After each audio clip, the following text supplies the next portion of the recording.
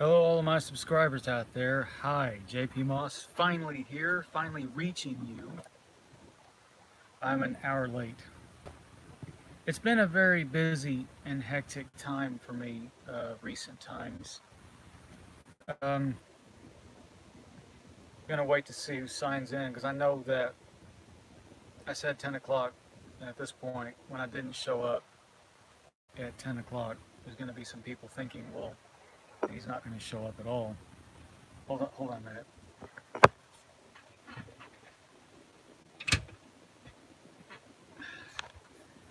Hello. Um, give a few minutes, see who comes in.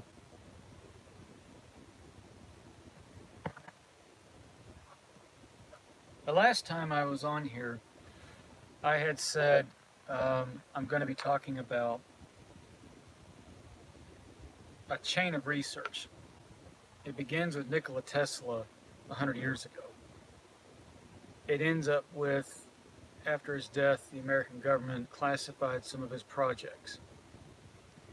It then goes to NASA. NASA then ends up taking on these projects. A man in NASA, don't know his name, never met him. The story goes this man knew an artist and a scientist named E.J. Gold. Now, if you're not familiar with E.J. Gold, he runs Yo-Yo Dine Industries online. He creates these amulets people wear around their neck. They're electronic radio, crystal radio devices that are said to be beta blockers, are said to help your heart and vitality. Among the numerous claims that the devices are said to have is that they can help you connect with other dimensions, enhance your psychic ability, enhance your health, things like that. E.J. Gold is a nice, respected gentleman. I've never met him. I'm not trying to sell you his work, but E.J. Gold's work will sell for hundreds of dollars. One amulet will go for $400 or $500. But all the amulets are copyrighted. I don't intend to sell any of my own. Inspired by the schematics that E.J. Gold has got and the story of how he comes to have these very interesting little devices, I took off on my own to build my own devices. And the results were rather surprising and even shocking. What ended up happening was this is going back about 4 or 5 years ago. I hacked out some old parts. First, let's talk about what they are. The devices are radio circuits, essentially. At the heart of these devices is a germanium diode. Germanium diodes are rare these days, especially the ones that these circuits call for. Now, a lot of circuits today have germanium diodes in them, but they're very small. And you get a lot of these diodes today that don't really have any germanium in them whatsoever. Germanium is a very interesting crystal. It's almost like something that's radioactive. It has a lot of electrons in its orbit of its nucleus, of its atoms. So germanium is a very, very interesting ore, is what it is. And back in the day, 100 years ago, it's believed that Nikola Tesla was researching not just how to build radios people can listen to and transmit messages through, but he was experimenting in physics. He was a genius. He was a mastermind. And Tesla's work, a lot of it unknown to the public, was there to advance our understanding of quantum science. Back in the day, Albert Einstein was musing over the Lorentz formula and other aspects of physics, creating breakthroughs in his equations. Around the time Tesla was building groundbreaking devices and ideas that were out of this world. So I sought, as all researchers do, I felt pulled in this direction towards Gold's devices, and began building variations of my own devices. So they're not exact to his schematics. I tried to improve upon what I saw in these devices. I tried to, he's got, oh God, nearly 100 different kinds of these devices out there, almost 100, each claiming to do something different, communicator or something, I don't know. Anyhow, he presents himself as an artist, but I think he's quite an ingenious fellow. So a lot of the devices, he uses his parts, I have to use mine. So the variations in the capacitors, the resistors, the diodes, and the choke coils vary. So they're never exact. So this is no copyright infringement. They're never exact, and I have no intention of selling anything I've built. So what I did was I set out to build what he was building to see what they did. And I say I felt called. I felt this was something that Benico was calling me to do. Now you start with that right there, the precept, the first point. That you have this guy, he's got this intimate soul connection with Benico, a multi-dimensional, multi-terrestrial being. If you ever watch some of the videos, the conferences of Dr. Stephen Greer talking about extraterrestrials and multi-terrestrials from other dimensions, and she's said to be a being of another dimension.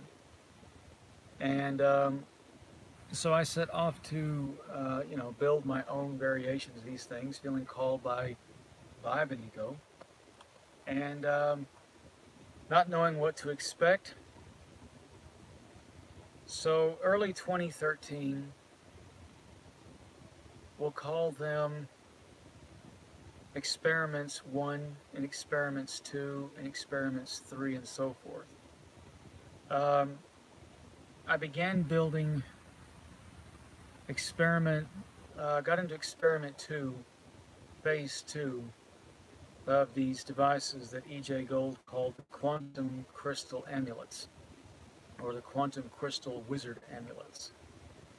And again, these are derivatives of Nikola Tesla's research and his own research into quantum mechanics. And Tesla was building these crystal radio devices, again, not to build better crystal radios 100 years ago. Oh, good evening. Hey, okay, good to see you. All right.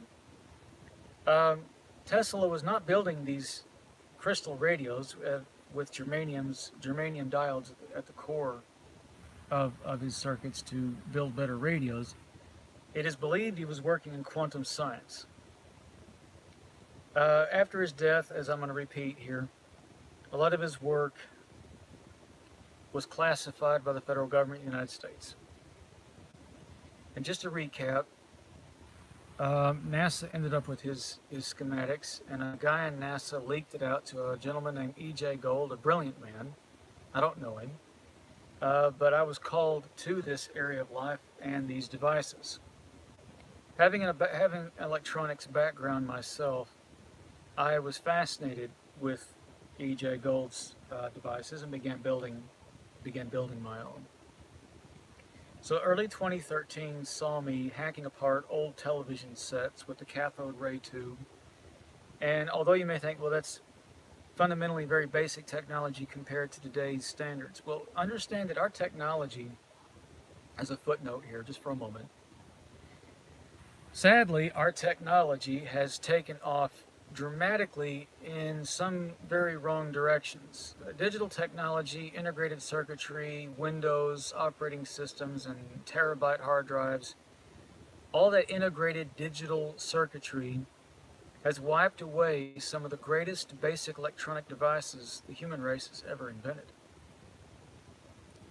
So some of the greatest electronic devices we've ever had in our lifetime was in the 20th century. Not in the 21st. I'm speaking to you from a very advanced device. You're looking at me through advanced devices and you're saying, surely what you're about to say to me can only be built with advanced devices. No, sir. Gentlemen, ladies and gentlemen, listen to me. Physics in the universe is not concerned with digital technology. It has no concern for how fast a terabyte or hard drive or memory is in your computer. It makes no difference. Yes, I'm aware of quantum computers, but quantum computers can't do the things that these devices are purported to do. They can think fast. They can maybe send messages into past, allegedly send messages into some other email account 30 years ago. But some of the greatest electronic devices ever in the human race were in the last century, and some are still around today. And Nikola Tesla invented some of these circuits, these electronic parts. So we have what's called a choke coil, or what's also known as a toroidal transformer. Basically, it's just a donut-shaped ferrite core with magnet wire wrapped around it. Very basic electronic device. But it happens to be something of a curious research at MIT even to this day. Physicists are still playing around with these things, talking about the Poynting vector. This is the point at which at the center of the coil, the empty space in the middle, there is believed to be something very amazing that happens with electromagnetic fields and space-time itself, and particle flow. Very strange things can be done with these very simple devices. Then we have what's called the germanium diodes. The old germanium diodes contained enriched pure germanium crystals. Germanium is a very special element in the periodic table. It has extra electrons. It almost becomes radioactive because the electrons like to fly off this thing and charge everything else around it. Nikola Tesla understood that. So what was he working on? Well, we're going to get to that. Because E.J. Gold began building these devices and selling them to the public for $400 or $500 each. And doctors, scientists, and other people have bought them thinking, hey, why not, I'm game. Got them as gifts from presents from friends and relatives. Then they went back and then physicists began buying them. Strange things began to happen. Unexplained things began to happen. Things that nobody could explain. Even E.J. Gold himself sat on YouTube videos discussing the strange phenomena, though never saying it because he's a professional. I have to admire that. The thing about making to keep your integrity in publicity, you don't really want to make extraordinary claims. But unfortunately, I can't sit here as EJ does and not say anything. I'm going to go ahead and say it. And it can either be, you either dismiss it, accept it, whatever. But I'm going to go ahead and say it. So about 5 years ago, I was called to these projects and began building them. And at this point, I didn't know what to expect. So again, we're going to start with, we're going to call X1, meaning Experiment 1, X1 projects. Nothing major happened. I built these very simple crystal radio devices. Now, what's important to understand is that these devices do not have a ground to the circuit. In other words, they're not used as a radio with an earpiece to listen to music. Hold on, please. Hold on.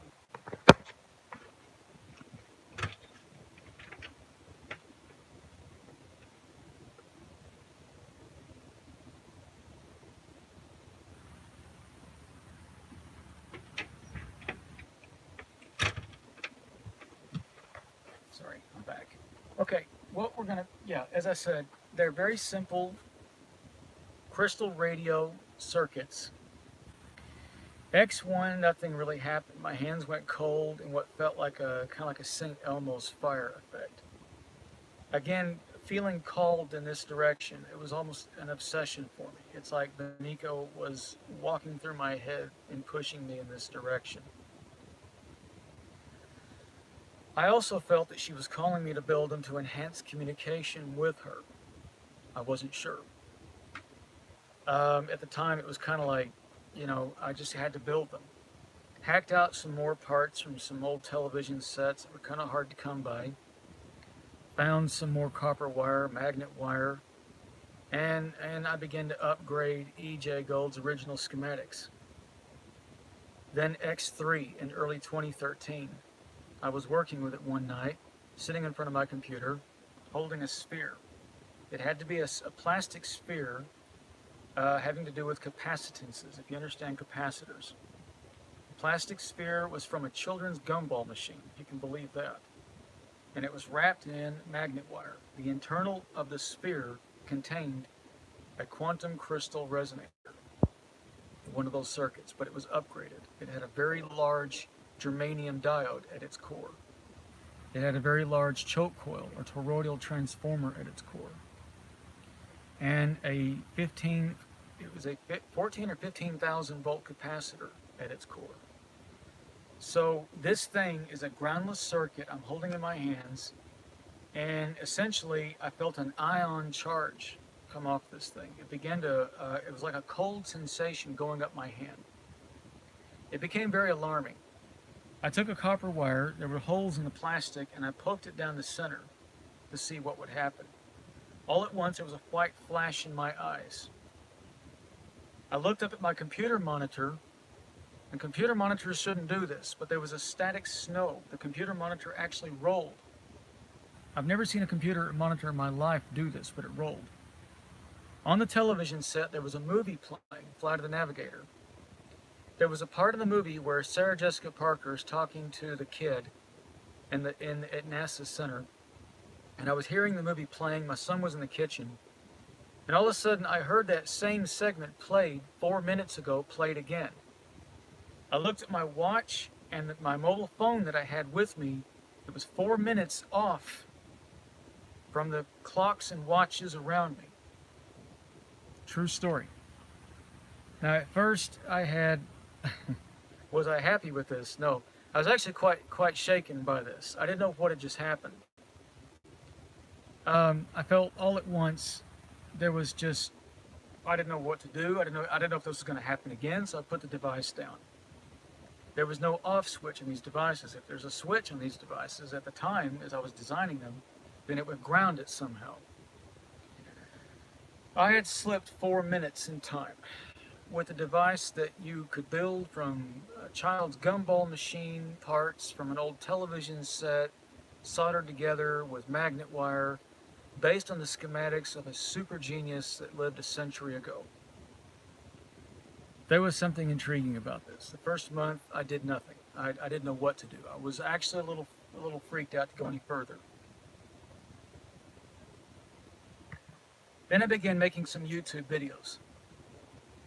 I put the YouTube videos up and began talking about the results. And because I'd made YouTube videos about alien contact or, famous mommies or whatever, people laughed and laughed and said, "You're as crazy as the day's long. I've never seen a crazier guy in my life. You can't be time traveling." Well, I took the results to some physicists privately. Of course, they're never going to go sit. I don't need them to go public. And I spoke to them one-on-one, like a patient to a doctor. I said, "Here is what happened. I really need your input on this." They had absolutely no problem believing that happened. They said, "Yes, it's possible you've crossed something in electromagnetic fields with radio waves. In a combination, something called the Hutchinson effect." A man in Canada, Professor Hutchinson, where he's taken radio fields and magnetic fields and combined them, and he's levitated frogs and rabbits and melted metal without it ever getting hot. So this device, handheld thing in my hand, was able to slip me through 4 minutes in time. It's like a rubber band effect. I went away, and a split second later, there was 4 minutes off between myself and everything in the world around me. Very intriguing. Why is Benico pulling me in this direction? So I carried on. That was experiment 3. X3 was put into a plastic box wrapped in aluminum foil, or for you British people, aluminium. That was to keep it groundless. The idea was any light source or magnetic field got to these circuits, it charges up the capacitance, the capacitor. It discharges through the germanium diode, thus causing some kind of an ion electromagnetic field wave reaction with the surrounding environment, shifting its frame of reference from this space-time continuum into another one. That sounds bizarre, but I'm not making up theories. Again, this is based on actual observation of these devices, not theory. This is an observation. So I had to encase this thing in a kind of plastic and aluminum. All right, I did that. It disappeared. I lost X3. I don't know where it went. It was not stolen. No men in black came in. It was in a secure location in my home. And when I went back, the device and the container itself was gone. And that was very troubling. Okay? I don't know where it went. I don't know when it went. More appropriately, the question is, when did it went? When did it end up? Not where, but when. So I had all my blueprints, and I began building X4. I began putting together X5. No results. Nothing happened. It was when I got into experiment X5, X6, I began using a higher grade germanium diode, those old blue diodes. They're very hard to find. It's a very, very highly refined germanium material in those diodes. And again, they're very hard to find anymore. And I hacked them out of some old television sets. X6, experiment 6, I began working on that. Well, at first nothing happened. So I put it in my attic, left it there, and it stayed there for about a few months. The stormy season came, lightning bolts, all the rest. Then our house was struck by lightning, and then it was struck by lightning a week later in the same spot. Had to get the government out because it was a council house. The inspectors came in, checked the inside, the attic, and they found a black line where some high voltage had come down, snaked down inside the attic, and it was trying to reach the box where X6 was located. This thing was drawing in, it was no bigger than a pencil eraser encased in a piece of plastic with magnet wire wrapped around it. And it was tiny. And this device, wrapped in a plastic container to keep it safe from discharging, was somehow able to draw in lightning not once but twice within 1 week through a house roof and bricks. Intriguing. So I then took X6 out, took it in the backyard, and I was holding it in my hand. My hands went cold. My son was standing with me, and no one else was in the house. Everybody was out.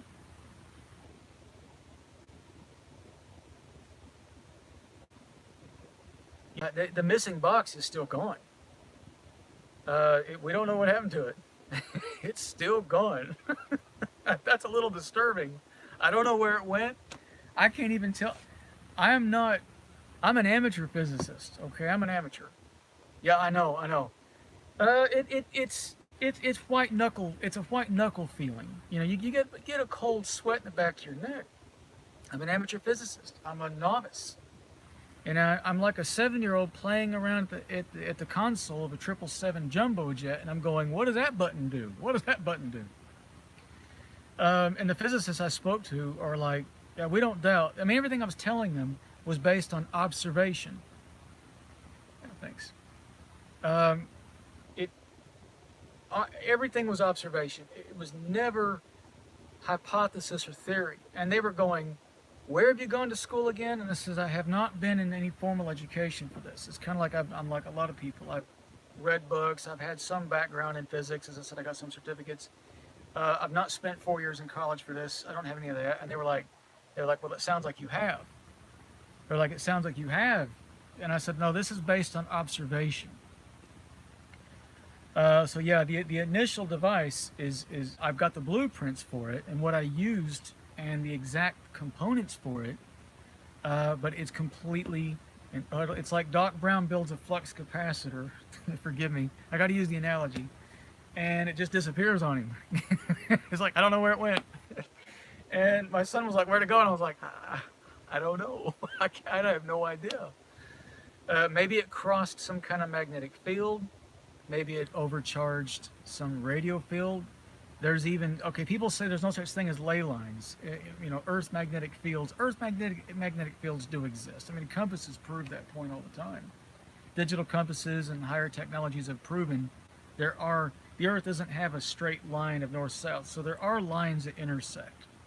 The term ley lines comes from what people call pseudoscience, but it's actually a fact. There are those kinds of lines. Maybe there's positions on the Earth, like the Bahamas, the Bermuda Triangle, where these lines intersect in ways they shouldn't be, naturally, or some other force made them that way. Maybe a device like this, you really wouldn't want to walk down to the Bahamas with something like this in your hand, I would think. So how can such a device like this work?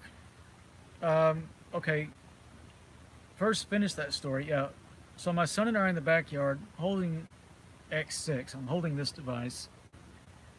And then I hear my oldest boy shout, "Dad," but it was muffled. Well, I thought, my son, I hope he heard it. I heard it. What the hell? Well, he wasn't in the house. An hour later, he calls out to me in the exact same way. He says, "Dad." And I says, "Hobie and I heard you say that an hour ago while you were out of the house." He said, and I said, "What is it?" He said, "Oh, the internet is back on," because our internet was off for a few days. We had to pay to get it back on. So we heard Tanner an hour in the future say my name. I heard my son from 1 hour into the future. An echo from the future. All right, so this is incredible. This is happening. This is something that's quantifiable, and it was ongoing. Well, what's it got to do with contact with Beniko? Well, okay, all right. So there's this psychic connection with her. There's this, this energetic connection, whatever people want to call it. And I felt she was pulling me to build these things. Yeah, I mean, it I have to admit, and I don't want to sound like the brave soldier here. I mean, I've got to say, although I was being pulled to build them, I want to be completely honest. Yes, I was. I don't like to say scared. I don't like to say scared. Scared. I know I'm part Italian. I have a bit of a dark complexion, but I was a bit white because I don't understand completely what's going on. And is this something that's going to get out of hand? Is it going to keep doing this to me or us or surrounding the environment? But I kept being pulled to build more. Well, I put X6 away, this time in a metal bread bin box. I decided metal was the best way to encase these things, to keep them from receiving any static radio field or magnetic field from the local environment. My son kept telling me, "Dismantle it, take it apart." And I said, "No." I said, this is not something I'm going to wear as a necklace or keep on my hand. X6, that experiment, is with me now. I have that here. It's put away, and hopefully it can be examined in more thorough detail, maybe by one of you or somebody, to understand what is going on. The best way to do it is by looking at it, and then if you have any experiences with it, then of course you then know what to do, what may be happening. So I carried on. The years went by, and I became quite mad with it. I built a workshop in the backyard and began, like some mad scientist, I began building lots of these things. Variations of the design, the circuit, and all the while using the spirit box in EVP sessions and making contact with ETs and beings. And it seemed to enhance the contact. So then I go off to the forest and I'm out making, these devices, and then I'm getting called to the forest, and I'm getting these photos, and these beings are coming up in the photos that resemble the mantids that alien abductees have seen. And something seems to be going on here. There seems to be something really serious going on. So I've got a few of the devices with me here, and again, don't expect anything, elaborate to happen on camera. This was a garden ornament, and one of the devices is built inside this. Now, it has to be plastic, and it has to have some kind of magnet wire on the outside, dealing with the capacitance issue. It's like a capacitor, that's what it is. And the cool thing about this is, of course, hold it up to the light, and you can charge this up. and there's a light that shines on the inside directly through the germanium diode. This is a recent build. This one actually has a cadmium magnet inside it. So I'm trying to enhance the magnetic field, and this quantum crystal radio circuit is sitting inside this. Very interesting, because it's in a diamond shape as well. Wonderful little device. And after constructing that a few months ago, again, there was lots of stuff going on. There's all these events that could be coinciding with this. So I'm called out to the forest. There's there's entities in the forest and whatnot. Well, the most recent device, and I've got some notes here to share. And again, if this is live, but if there's any need to, this will be uploaded. Any need to come back to this, then reference it if you need to.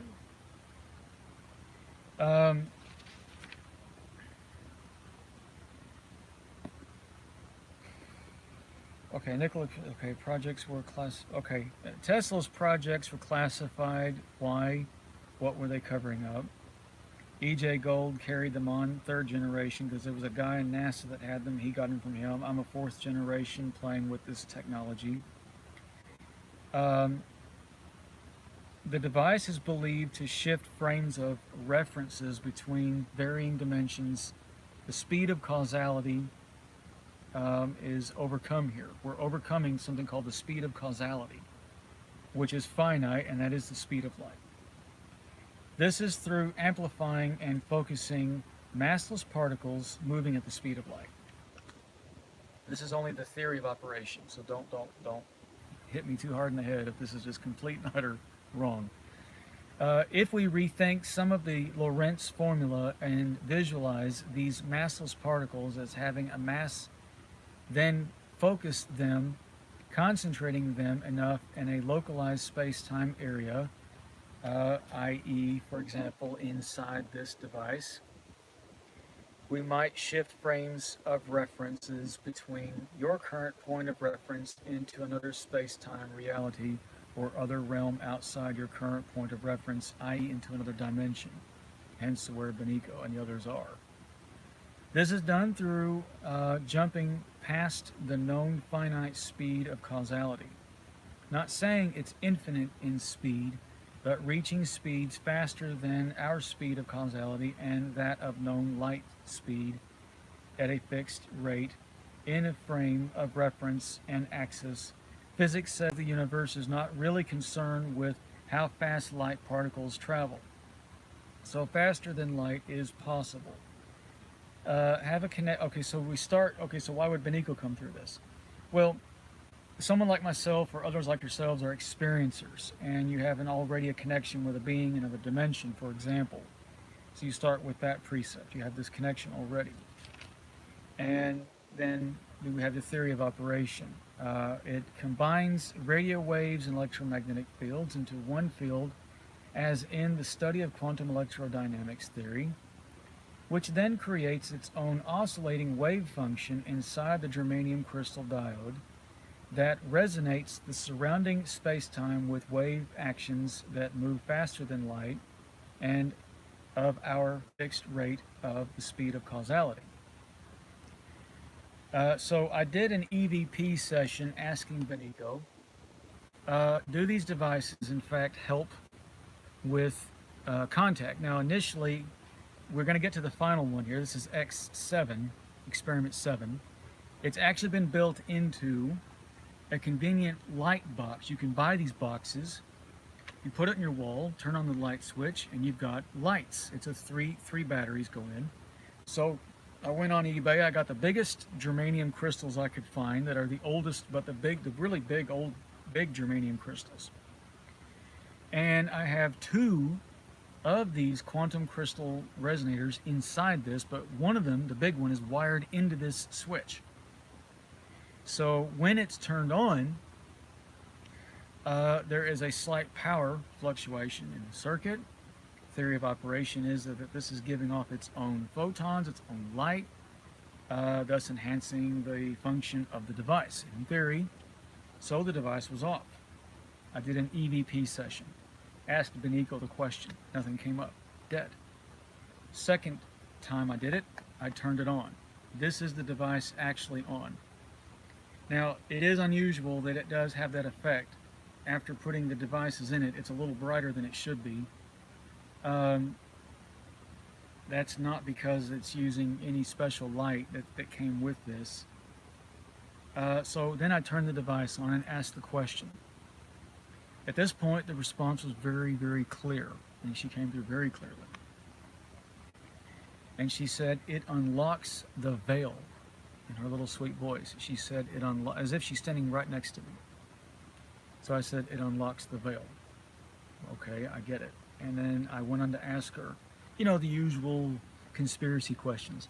A bit paranoid. I was like, well, since you're here, I said, is there anybody after, you know, I mean, obviously, you are good people, and always assume good people watch me. But I had to ask this question. Others that may watch the videos that are not subscribed, that have nothing to do with me, may watch this. You know, paranoid question. Are there those who have watched the videos of me saying I'm talking to you and are trying to interfere with it through some psychic means? She said yes. And I said, now the next question, most importantly, does this device actually interfere with their ability to prevent our talking? And she said yes, it interferes with it, full stop. If she didn't say full stop, she said it interferes with it. In other words, they can't stop our contact. So we already have the energetic connection. You know, I've got this psychic feeling, connection, love connection with her. I love her, she loves me. And then it's like, this is the end result. This is the end result. And it's a beautiful device. On sale today at eBay? No, I'm teasing. I don't know what anybody else will do with something like this. For all these women out there that claim contact with interdimensional reptilian lovers, order today.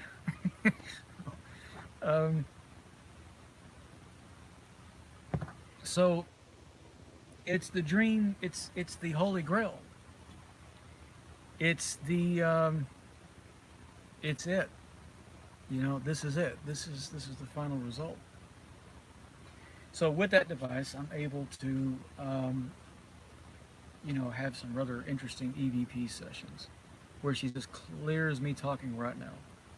And you did ask a good question, and I'm glad you asked it. Why are they so far away? Good question. I asked her that too on an EVP. Yeah, okay. Well, it's a interdimensional dating site. Imagine the photos in that one. You got the humans and you got these beings looking for human man. Okay. Well, yeah, if you could build this up to something larger scale, you could actually step inside a box or something and just basically go there, or they could come here. But there's so much to cover on something like that. I mean, does it violate contract agreements and no contact with our civilization? Not necessarily. As I understand it, the contracts are open on that area. If you can build your own ladder, there you go. You've earned it. There you go. You got it. Is it peaceful? Yes. Will it harm anyone? No. Is this a peaceful contact? Yes. Will it benefit the world in general? Well, I would think so, generally speaking. I don't think anybody you know, that you can't benefit from it. Of course you can. I mean, I can share this and share the research. I'm going to be uploading the schematics at some point. I've got to figure a way to do that. And probably a YouTube video. I want to try to do it here on YouTube because I'm on Instagram, I'm on Twitter, I'm on Facebook, but the best way to do it would be here. And yeah, I mean, there it is. I mean, it's you know, it's been a road to travel down. You know, oh yeah, the question, why are they so far away? I asked her that question. Why the distance in the camera? So the gentleman asked a good question. Who would like to know the answer to that? Why? You know, what is this about? Why not come close? You heard me in the camera. Come closer. Come here. Um, I the only thing that I can get would be several things. One is because they know this is going to be viewed by general public. There's a bit of an issue of contract there, kind of a shy issue, or kind of a let's not do an all-in-your-face thing. It's kind of like some say third phase of the moon is fake because the UFOs are so crystal clear.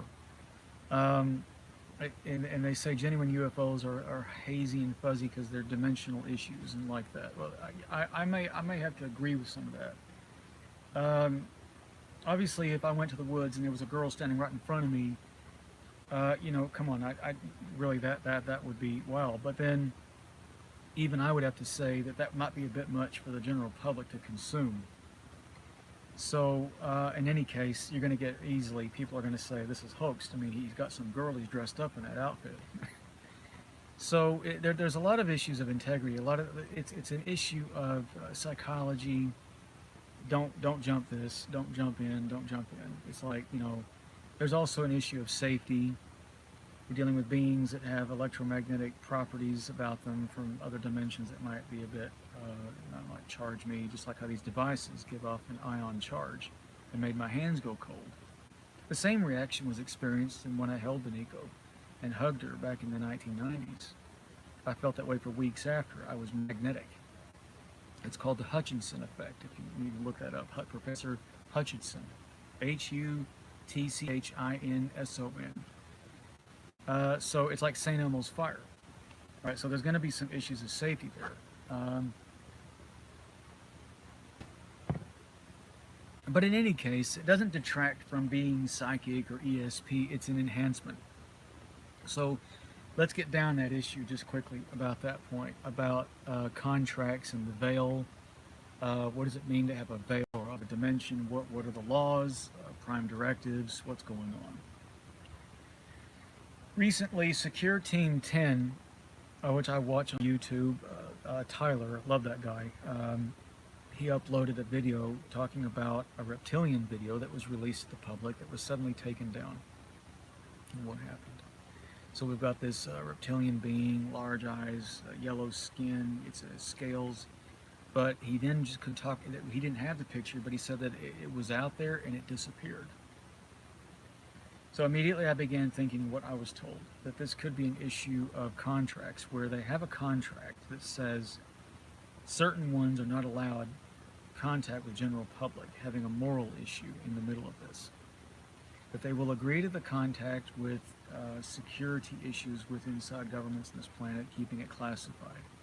And that's because it expended so much energy to get to this planet from wherever they came from.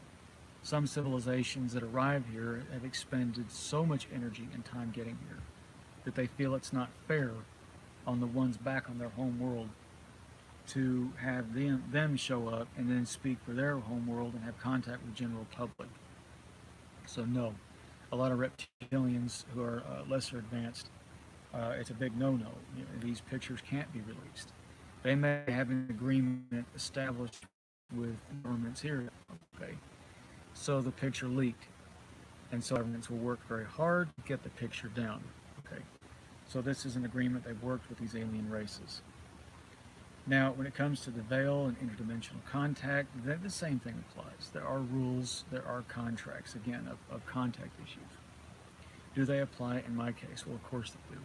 I'm not above any contract or any law. Even with this love connection with Beniko, that doesn't exclude that. But it's not illegal in this instance. The aliens involved don't look upon this as an illegal contact. They look upon it as a legal, moral contact, given the fact that this is beneficial to she and I. It's agreed that I'm going to reveal this to you, and I'm going to be sharing it to the general public. I'm going to write books about it, and this is what is going on. Does that mean that if I got a direct video photo right there together,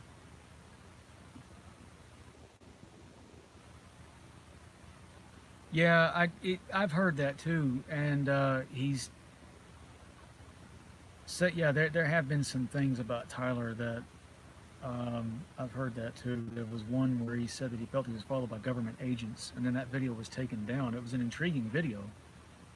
Um, but I mean, is he debunked because he just put he's not sure what he hasn't researched his material deep enough, and he's just putting it out there?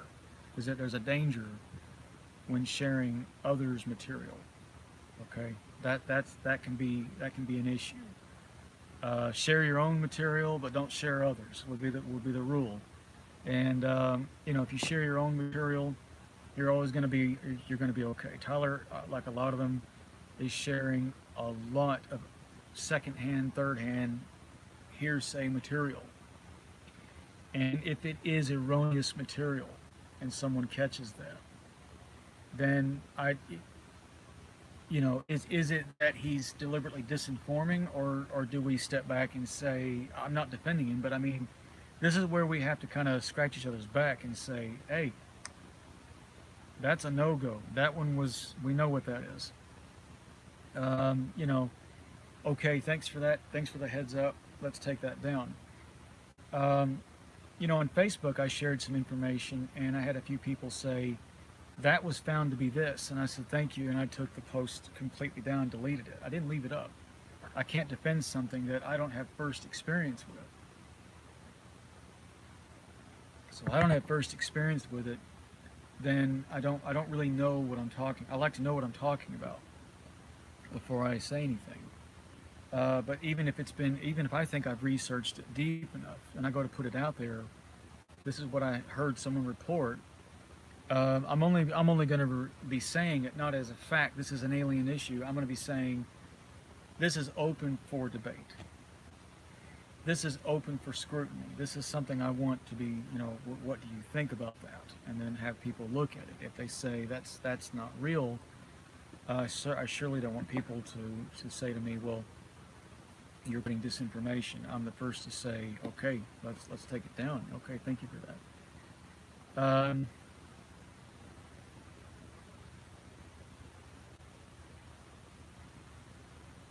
Yeah, that's fine. Yeah, please send that up. Because I don't know, a lot of third phase of the moon material, some people have outright said it's all fake. I don't know, because they have shared some stuff that is still full of question marks, has never really been answered or ever explained. So, if it was a case of getting us to go look in the wrong direction all the time, I would think they would never touch that material.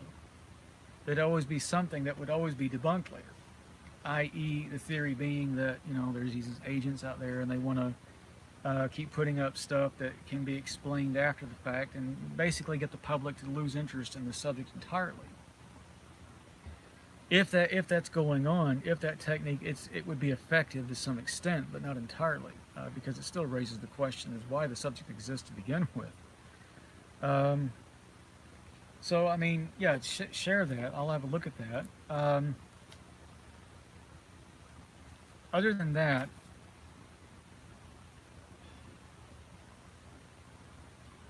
yeah, I mean, I'm all for the close-up and share to the public photo and video, and I'm gonna push that. I'm still trying to get that. I'm not trying to get a bunch of publicity or sell a lot of books. It's just, I feel like to really push this subject in the right direction or make my contribution, I don't want to be the one guy that did it. I don't want to be that guy. I don't want to be that guy. That gives me white knuckles thinking that. I want to be thought of as a part of the general whole of the researchers out there, not as the one guy that went up to the podium and a million people came out and I went, follow me, I have the answer. I don't want to be that guy. Like I said, if you believe psychics, this psychic said I was going to be in a wax museum one day. Oh, God forbid. And if that happened, I don't want to be the only one in the exhibit. I hope that this museum, I told her, has lots of other, maybe some of you in this as well, researchers standing in there in their own little scenes, lots and lots of, about 100 other researchers in there. And I hope I'm dead by then, because I don't, wax figures are a bit creepy. A wax figure of me is a bit strange.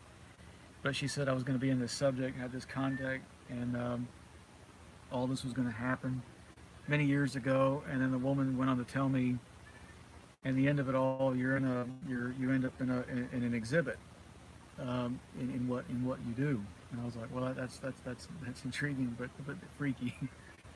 And we all just kind of, have y'all seen that movie? You know, Night at the Museum. It come to life. We just kind of, I don't want to be stuck there day and night collecting dust, just doing this. I want to be, you know, if it's gonna go, look, go with me on that. Just go with me. I can have my moment. We're gonna be, you know, running around, having our day at this. Oh, hold on a minute.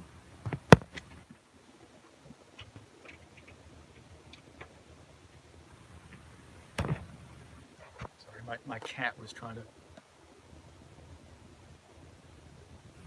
Eddie, can you repeat that? I didn't see that.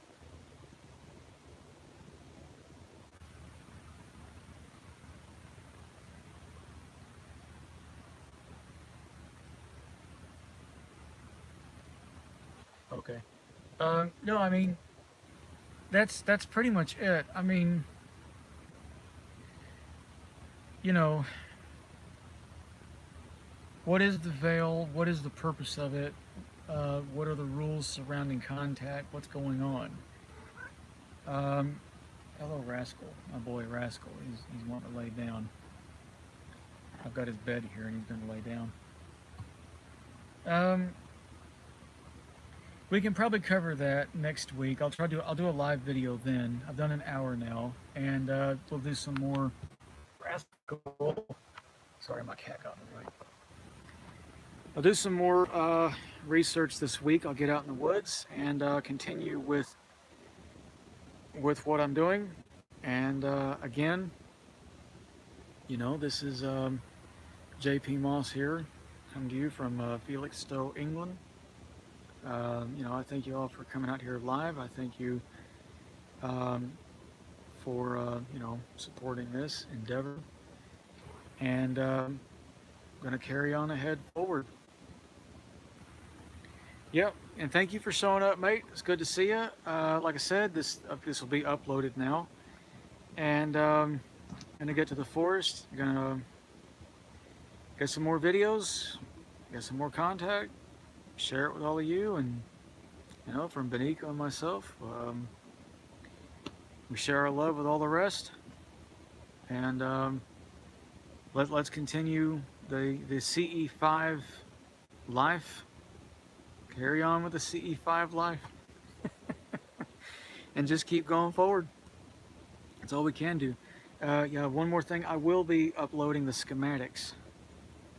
I'm sure some of you have got some, you know, electronics background. It's not difficult. This is not advanced digital circuitry. So it should be something that if you wanted to replicate, you can. And I'd be interested to know the results. And I wouldn't do it if I thought you would ever get hurt. It's not like that. I don't think anybody would ever get hurt by any of this. Like I said, I've been dealing with them for 5 years.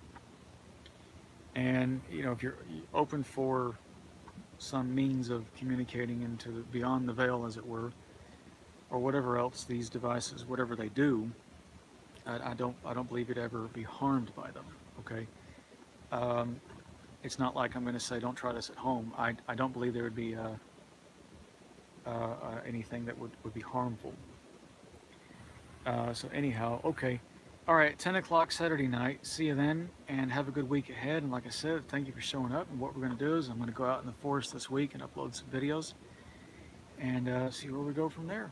It's JP Moss out. Thank you.